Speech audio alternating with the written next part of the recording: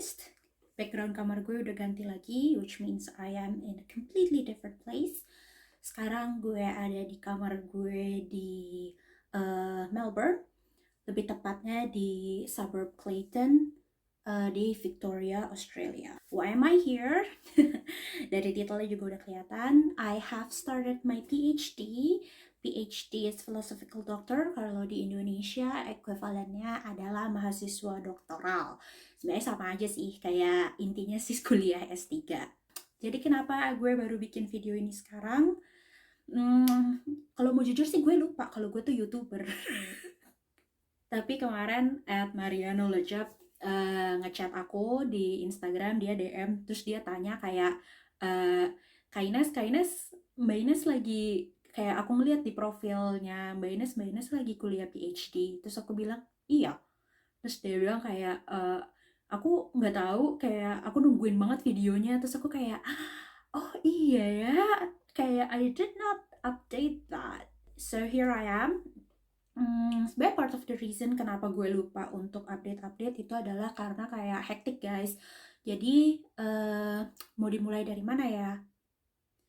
Kayaknya ini video bisa kayak ya uh, maybe 40 minutes or so, an hour. Kalau mau diceritain dari awal banget karena ceritanya super jauh guys. So I started my PhD journey itu setelah sebulan setelah aku lulus S2.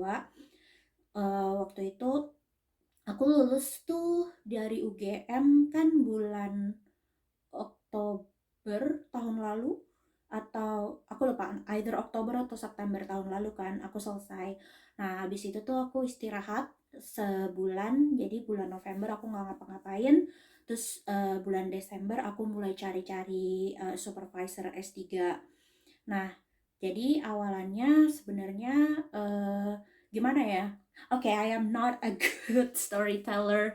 Kayak sangat sulit untuk meringkas hidup aku dengan cara yang para YouTuber lainnya biasanya lakukan, kayak concise, terus ada footage-nya untuk setiap step. Jujur aku nggak ada karena as you know my sense of time is super dismal. Jadi kayak ya gitu deh guys. But I will try. Jadi ceritanya dari selesai aku lulus dan wisuda dan semua dokumen-dokumen aku dapatkan, hal pertama yang aku lakukan ya pertama udah pasti liburan ya, karena ya S2 it wasn't hard per se but it was tiring of course. So aku liburan apa segala macam. Aku waktu itu liburan pergi ke Purwokerto sama sahabat-sahabatku. Teman aku ada yang tunangan di sana. Pulang dari sana 3 hari sampai entah either 3 atau 7 hari kemudian aku IELTS.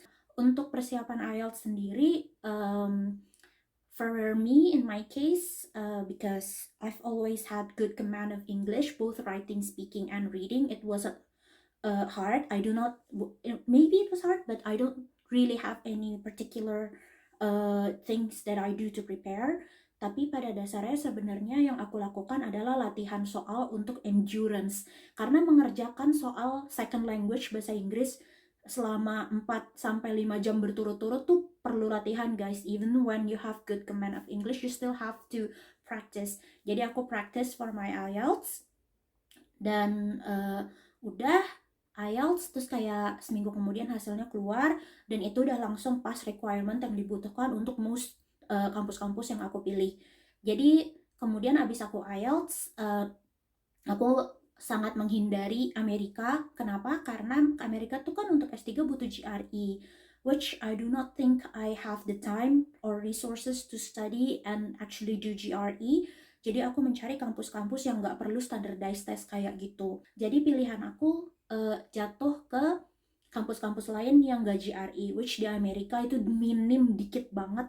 Jadi aku memutuskan untuk ya udah nggak usah apply ke Amerika. Dan kemudian untuk menentukan pilihan sekolah aku sebenarnya simpel.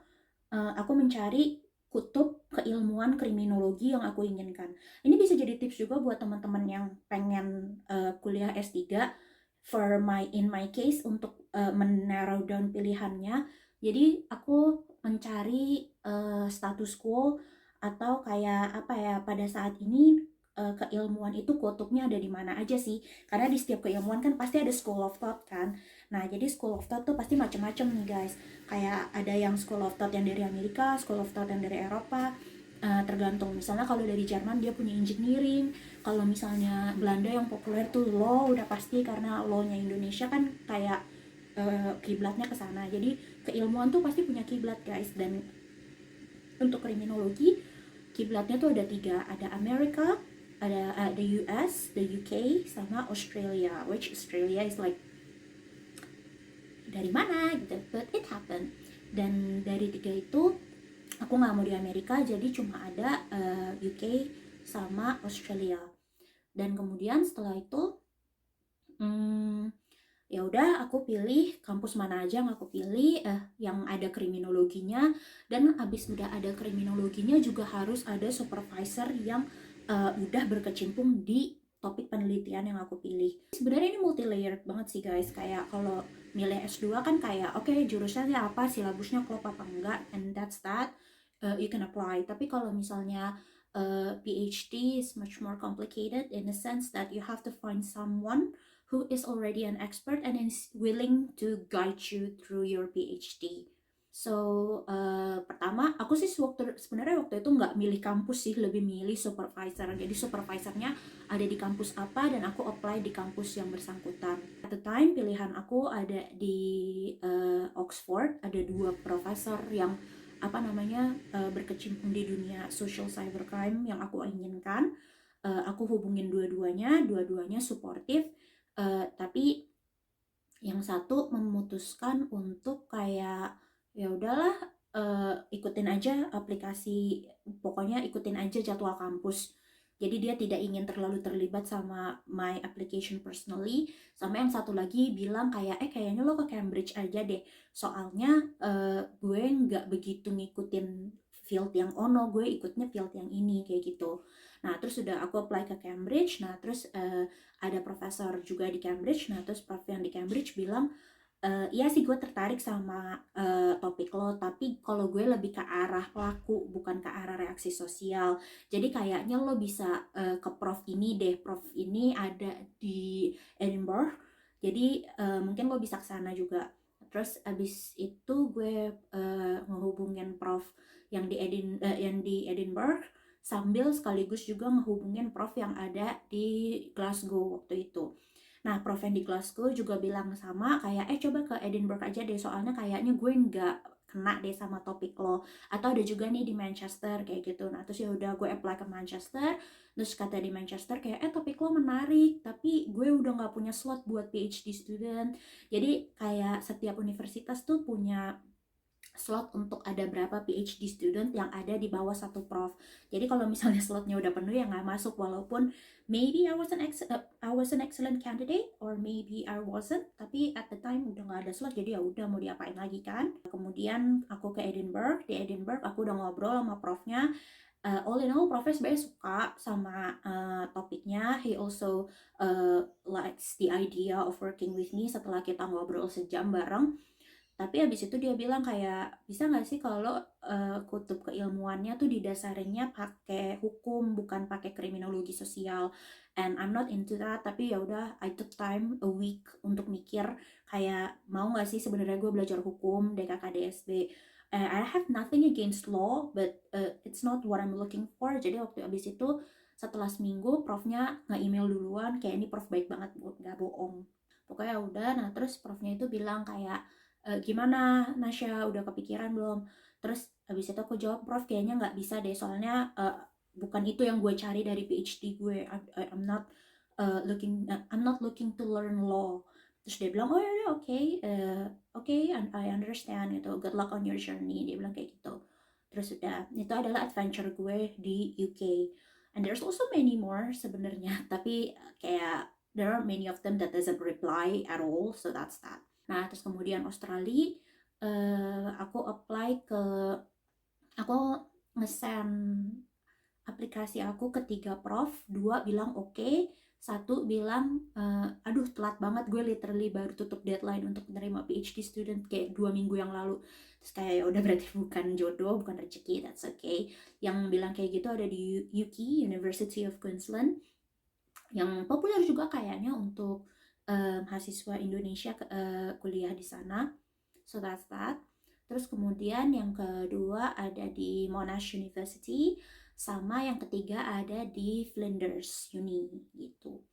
Nah, yang di Monash ini cepet banget, bener-bener kayak cepet banget. Bulan Januari aku email, like 4-5 days after New Year aku email, terus dia langsung kayak oke ya udah besok kita interview. Nah terus pas besoknya interview cuma setengah jam 45 menit kayak ngobrol-ngobrol topiknya apa, terus pengalaman penelitian, bukan pengalaman kerja ya guys, tapi pengalaman penelitian gue apa, terus kayak udah pernah belum ngerasain kerja proyek, kerja sendiri, sama apa namanya tool penelitian apa yang lo pakai gitu-gitu.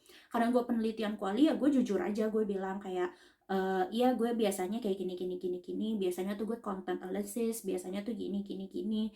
Terus kayak gue udah beberapa kali ngeliat baca jurnal prof, misalnya prof yang gue tuju, terus apa namanya gue suka banget sama cara lo nulis artikel, because sebagai akademisi gue punya vision gue adalah academic journal tuh harusnya bisa dibaca sama semua orang, bukan cuma akademisi doang gitu. Jadi banyak tuh yang fundamental kayak gitu yang gue omongin sebenarnya. Jadi kayak apa namanya dalam 45 menit yang berasa sangat cepat itu kayak ya udah kita ngobrol, terus dia nanya bener-bener kayak kayak kalau nggak publish gitu. Jadi ini untuk teman-teman yang pengen PhD, maybe you could consider publishing your work untuk ya untuk ini aja apa namanya nambah portofolio aja. Tapi kalau enggak, don't let it be an obstacle for you, karena jujur gue nggak belum publish waktu itu, waktu gue apply ke Monash atau ke semua universitas, malah itu gue belum publish, but that's okay. Mereka kayak oh ya udah gitu. Tapi gue waktu itu punya banyak non traditional research output kayak commentary, terus gue sering ngobrol-ngobrol di diskusi, gue sering jadi pembicara, gue sering jadi moderator. So that adds up to my CV also. Tapi publikasi tuh masih penting sih kalau di dunia akademis. Setelah interview itu dia bilang kayak oh yaudah oke, yaudah formal masukin aja, gue akan vouch for you. Ya udah kayak ikutin aja dari universitas kayak gimana gitu. Oke, nah terus berikutnya dari yang Flinders, profnya bahkan gak minta interview, langsung kayak ya udah oke ayo masuk. Tapi ya udah lo ikutin aja dari universitas kayak gimana. Terus abis itu kayak sekarang gue nanya funding lo mau gimana. Nah kalau misalnya masalah funding ini penting juga ya bagi PhD, karena kan kuliahnya lama ya guys. Jadi rata-rata tuh untuk kuliah yang kayak apa namanya Flinders gitu dia nanya lu fundingnya gimana gitu. Waktu itu gue bilang gue lagi apply LPDP, dan Flinders juga tahu soal LPDP, dan abis itu gue bilang gue lagi apply Australia Awards juga, terus mereka bilang oh pokoknya kalau misalnya AAS-nya udah masukin lo baru kita proses ya aplikasi lo, dia bilang gitu. Terus gue kayak oh ya udah oke. So that's that. Dan I play the waiting game tentu saja sambil apply beasiswa juga. At the time aku apply LPDP, terus sama Australia Awards, sama beasiswa kampus pastinya. Jadi karena PhD itu kan sebenarnya kan posisinya apprenticeship kan guys, kayak jadi dia nggak cuma kayak sekolah gitu, enggak, tapi gue tuh termasuk employee dari Monash University juga. Jadi gue adalah PhD researcher di sana kayak gitu. Nah, jadi mereka punya berbagai program beasiswa yang buat mahasiswa mereka sendiri. Jadi ya udah, gue juga apply di sana. Tapi udah gue ikutin semuanya for LPDP. I think there are countless of YouTube videos from proper YouTubers who already mentioned tentang LPDP gimana, apa segala macam. Gue ikutin semua prosesnya.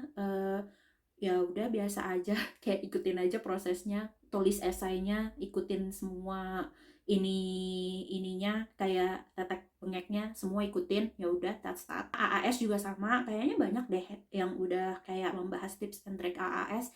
Gue ngelakuin semuanya juga, gue nulis esai, nulis apa segala macam.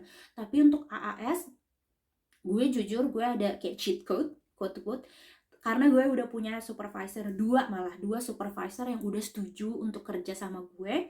Bahkan dari Monash waktu itu gue udah dapat kayak apa ya, kayak invitation to apply gitu. Jadi kayak udah ada nama dua prof yang setuju untuk bekerja sama gue.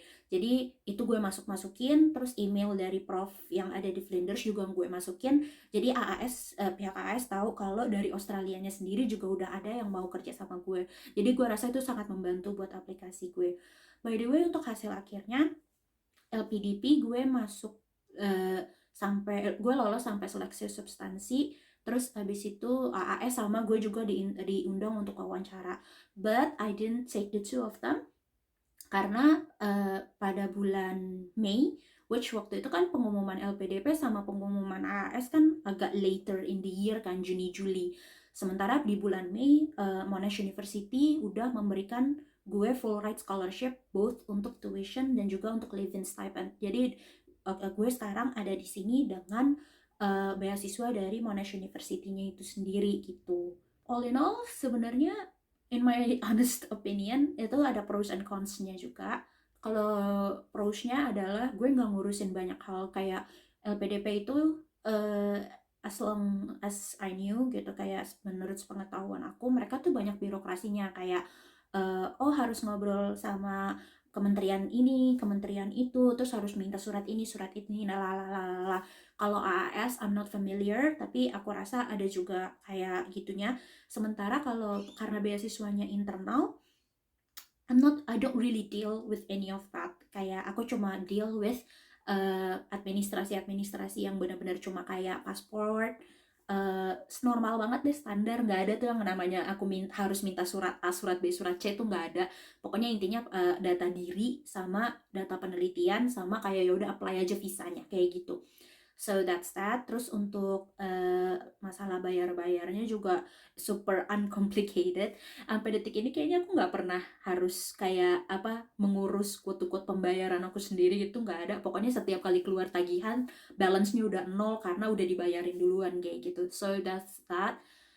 Dan enaknya juga kayak untuk living stipend-nya nggak pernah telat. Baru 2 kali sih aku dapet, tapi nggak pernah telat, on the clock banget, dan udah ada jadwalnya kayak selama setahun ke depan aku akan dibayar kapan, which is itu adalah setiap Rabu pertama sama Rabu ketiga dari setiap bulan. So itu very secure dan apa ya, quote-unquote sebenarnya lebih comfortable dan apa ya, ease of mind aja gitu loh, dibandingin kayak aku harus aduh ini uangnya belum cair DKKDSB. So that's that. Cons-nya adalah ini mungkin personal opinion, personal experience kali ya.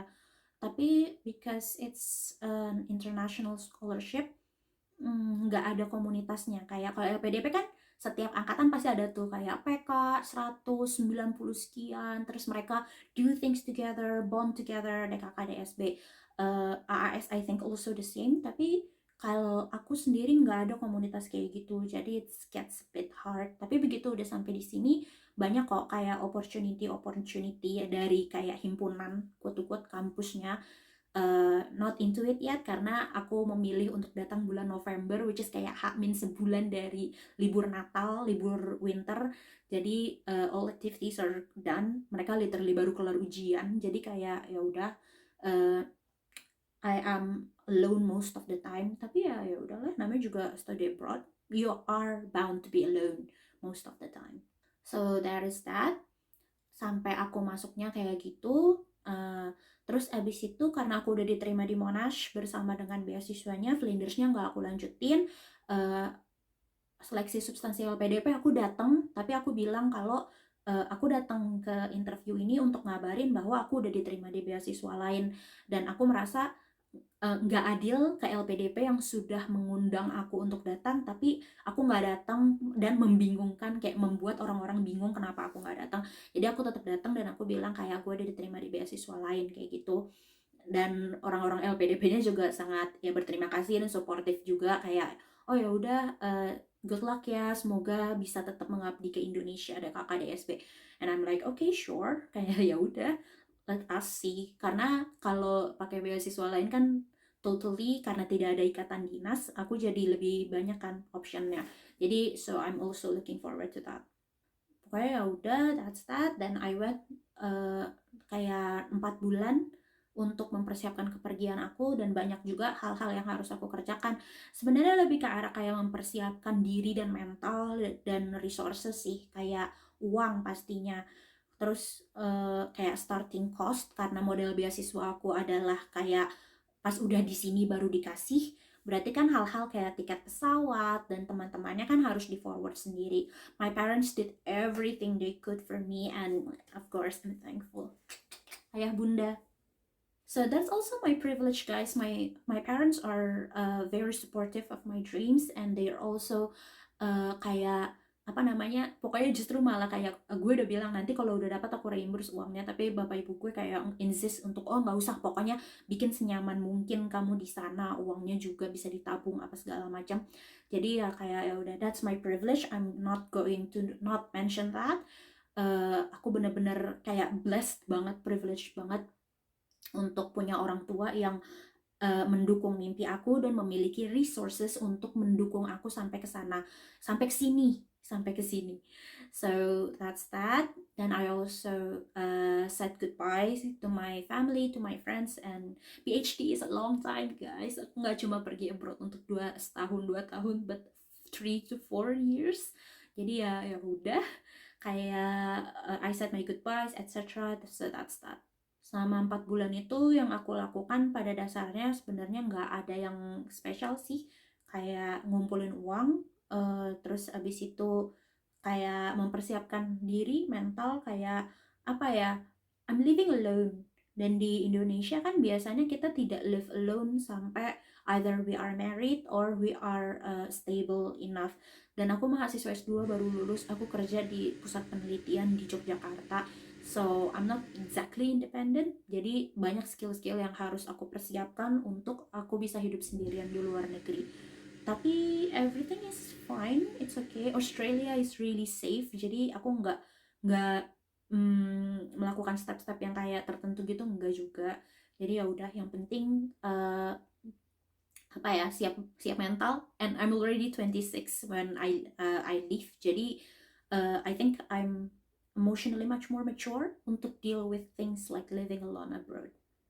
Oke, terus pas aku sampai di Australia, hal pertama yang aku lakukan adalah untuk nyari accommodation. Jadi sebenarnya bisa dilakukan dari Indonesia, tapi there's a unique thing about Australian real estate adalah kalau mau rent lo harus apartment inspection. Nah, karena COVID, kemarin ada apartment inspection yang konsepnya tuh adalah virtual inspection, etc. Tapi menurut aku tuh kalau misalnya aku kayak memilih untuk kayak ya udah urus dari Indonesia dan memilih kosan yang akan langsung aku tinggalin for at least 3 months ke depan, nggak pakai aku lihat sendiri, bagaimana kalau ada hal-hal yang aku tidak expect, misalnya kayak uh, semua kamar di bumi ini kan ada a certain smell to it, ya kan, kayak vibes-nya gitu loh, ada vibes tertentu yang ada dari kamar, yang ada dalam suatu kamar. Jadi kalau misalnya aku memilih untuk virtual inspection, aku nggak dapet tuh vibes-nya. Dan waktu itu mindset aku adalah kayak ini tempat akan jadi rumah gue, jangan sampai kayak gue nggak betah, karena kalau misalnya sampai gue nggak betah tuh bakal ancur banget. I'm an ambivert tapi lebih dominan extrovert, 5149, so I'm also quite an introvert. My kayak kamar tidur tuh adalah safe space aku, jadi kayak nggak ada tuh ceritanya nggak betah di kamar tuh, nggak bisa. Kayak I'm willing to pay more for a better room, dan karena most of the time I will be here, jadi ya udah gitu. Jadi aku memutuskan untuk kayak ya udah aku book Airbnb dulu buat seminggu, terus abis itu cari kosan. And that was a good decision to be quite honest, tapi benar-benar hektik. Makanya aku nggak kepikiran tuh untuk bikin video YouTube, dan teman-teman tuh nggak kepikiran. Karena jadi hari tanggal 17, berarti hari Selasa tanggal 17 Oktober, tanggal 18 Oktober aku sampai di Australia. Itu aku udah langsung ada appointment untuk lihat kamar.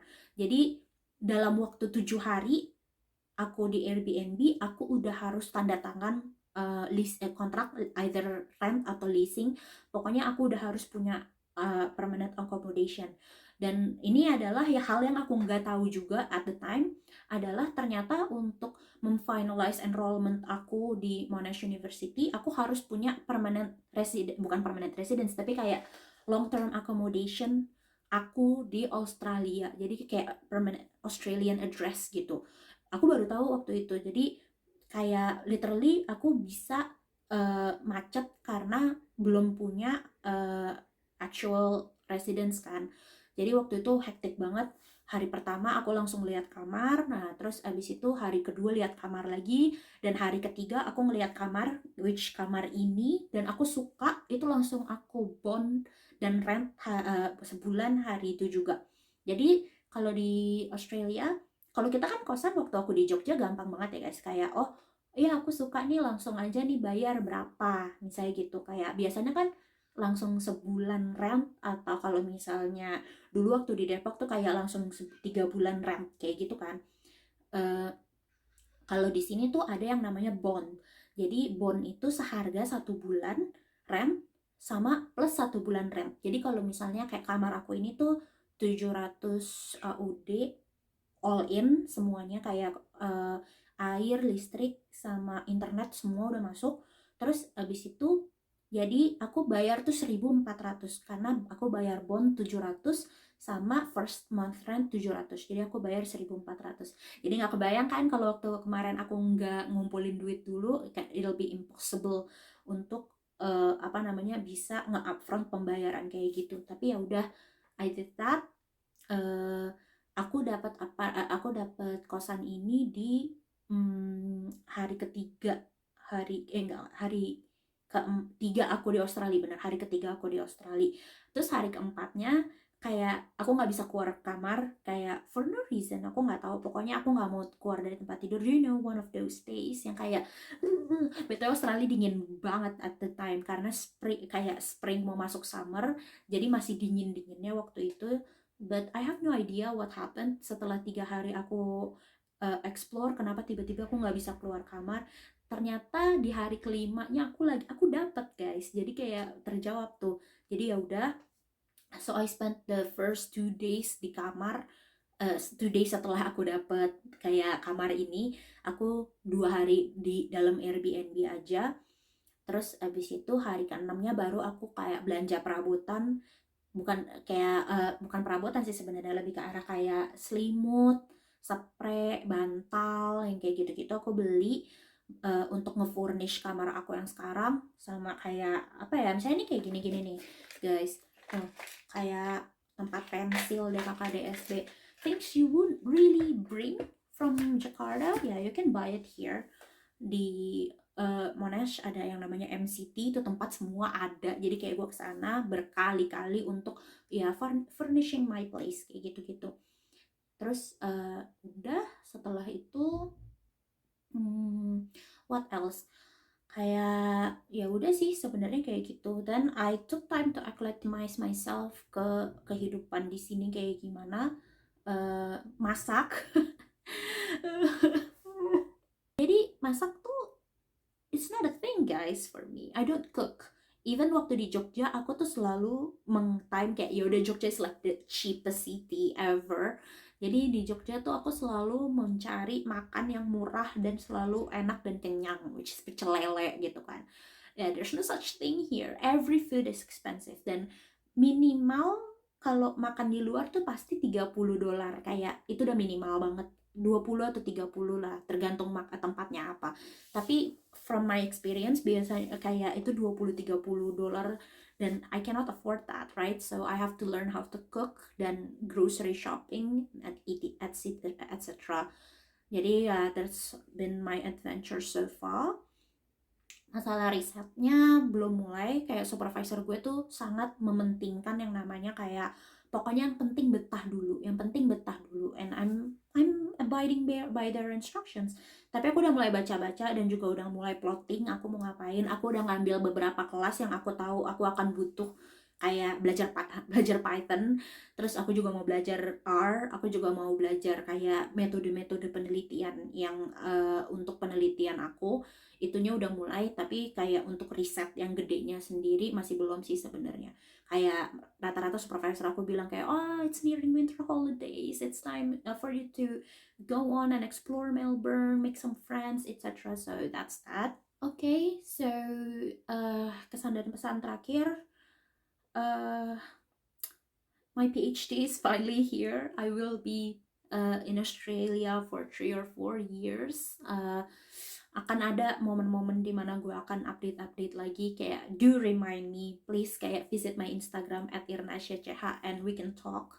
I also have Twitter @irnasyahadi, itu untuk yang lebih kayak academic content, bener-bener isinya literal cuma retweetan akademik doang. Kalau Instagram kan lebih personal, it's my life in general, semuanya ada di situ. For tips and trick untuk PhD applicants, untuk dari orang yang udah dapet, alhamdulillah gitu ya, mulai dulu sih kayak cari supervisornya, cari nama-nama yang sering Anda kutip di paper-paper Anda, kayak kalau misalnya namanya ada, coba lihat dia kerja di mana, apakah dia accepting PhD students or not. And I think it'll be worthwhile. Terus abis itu beasiswa pastinya, kalau misalnya PhD, dari pengalamanku, menurutku PhD itu lebih di encourage dibandingin S2. S2 itu tuh kan ladang kampus untuk cari uang dari mahasiswa internasional ya. Jadi untuk dapetin beasiswa sih menurut aku kayak LPDP, LAS, kayak lo tuh literally go against the best of the best of the best. Jadi aku mengerti kalau ada orang-orang yang kayak memutuskan untuk tidak karena mereka tahu mereka bakal kalah, aku ngerti. Tapi in my opinion untuk S3, just do it. Kayak orang tuh mau mempekerjakan S3 karena we're kayak technically mahasiswa S3 tuh adalah apa, researcher murah gitu. Jadi kayak ya udah, kita bisa dibayar dengan harga yang serendah-rendahnya untuk quality kerja yang setinggi-tingginya, misalnya kayak gitu loh. Jadi tapi ekspektasinya adalah kita di sana untuk apprenticeship, belajar gitu. So we're not really professional, but we are kinda is, karena kita sedang di groom menjadi professional. That's apprenticeship, kayak gitu. So I guess that's all. Maybe if you have any questions, bisa hubungin aku di Instagram @irnasyach or my Twitter @irnasyahadi. Sumpah, I'm finally here. Words cannot explain just how happy I am, to be quite honest. Tapi pada dasarnya, my adventures just begun. Aku bahkan belum pernah duduk di kampus dan bekerja dan belajar, itu belum. Tapi ya, that's all I can say to you right now. It's been hell of a ride for the last 6 months. The last year aku mengejar PhD ku sampai bisa masuk kayak sekarang. So, and I'm glad you guys are still tuning in di adventureku ini. I guess that's that. And we haven't even reached like 40 minutes or so, big improvement for my storytelling abilities. But at the same time, I also left out many things. Oh yeah, my closing notes. Aku tuh sangat mengadvocate yang namanya share your rejection. Kayak hidup tuh nggak sempurna guys. Kayak kalau misalnya orang-orang tuh lihat sekarang kayak, iya enak banget ya, berasa kayak surga banget tinggal di Australia, dapat beasiswa. Kayak I'm not denying the privilege I have to that got me here. My parents, of course, my family, all very supportive, all loves me. My friends also pushes me on. Kayak nggak ada yang kayak mendoakan gue jelek or whatever gitu, nggak ada. But at the same time, it was hard also to face rejections after rejections after rejections. Dan ini bullshit sih, tapi it gets better. Kalaupun lo nggak dapet beasiswa apapun, and I have done that, waktu S2 kan gue nggak keterima di beasiswa manapun, sehingga gue nggak bisa berangkat ke Boston U ataupun Macquarie Uni. Dan it was one of the hardest moments of my life, it's true. Tapi it gets better. Kalaupun misalnya nggak dapat beasiswa, mungkin there is something for you elsewhere. Mungkin kayak mungkin karir, mungkin personal life. Tapi not getting beasiswa is not the end of the world. So I am here sharing my experience, and I hope you can gain something from it. Thank you very much, guys. See you next time.